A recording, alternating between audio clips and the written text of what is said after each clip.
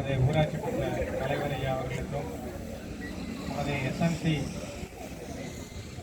தலைவர் அவர்களுக்கும் உதவி தலைமை ஆசிரியர் மற்றும் ஆசிரியர் நண்பர்கள், அலுவலக பணியாளர்கள், அனைத்து மாணவ மாணவிகள் அனைவருக்கும் என்னுடைய மாலை வணக்கத்தை தெரிவித்துக் கொள்கிறேன்.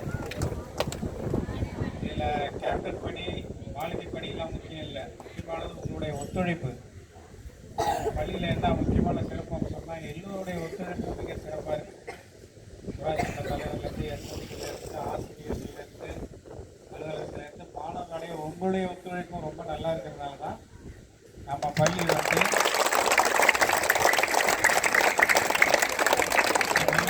ஒரு சிறந்த பள்ளியாக திகழ்கிறது. நீங்கள் வெளியெல்லாம் கேள்விப்பட்டிருக்க மாட்டீங்க. நான் வந்து இது வரைக்கும் ஒரு 12 ஸ்கூலில் ஒர்க் பண்ணியிருக்கேன். 12ஆவது ஸ்கூல் நினைக்கிறேன்.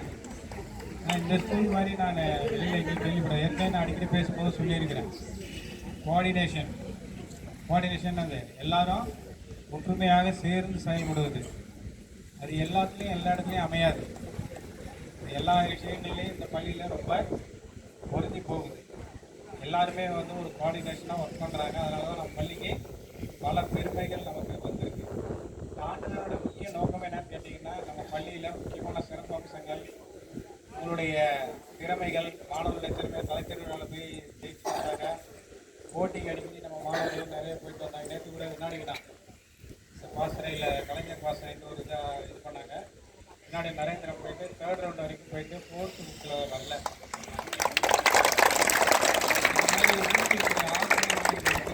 நம்மளால் வந்து போட்டிகள் எல்லாம் ஜெயிக்க முடியுது.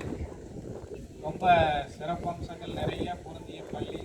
இந்த பள்ளி வந்து மேலும் மேலும் வளர்ச்சி அடையணும். அதுதான் நம்மளுடைய நோக்கம்.